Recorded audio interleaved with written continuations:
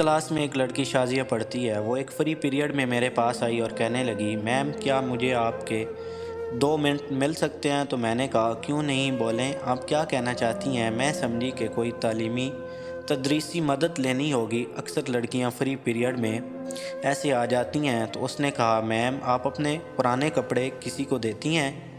میں اس بات سے حیران رہ گئی کہ یہ کیسا سوال ہے۔ میں نے پوچھا، آپ کیوں پوچھ رہی ہیں؟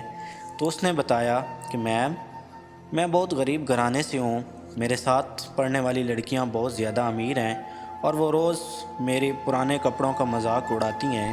میں اپنے گھر سے تعلیم کا خرچہ بہت مشکل سے لے رہی ہوں، نئے کپڑے کہاں سے لوں؟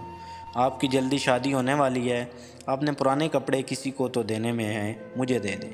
اس کی بات سن کر پہلی بار میں نے اس کے کپڑے دیکھے جو واقعی ہی پرانے ہو گئے تھے، لیکن سلیقے سے استری کر کے پہنے ہوئے تھے۔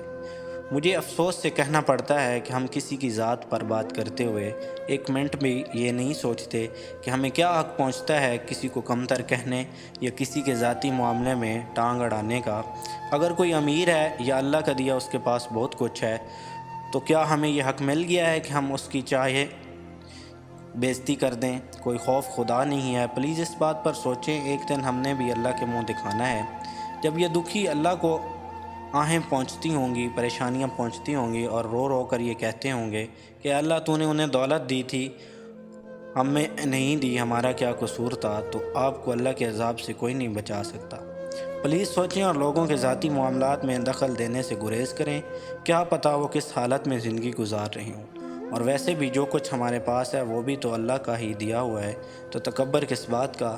لوگوں کو ان کے لباس سے نہیں ان کے کردار سے پرکھا کریں۔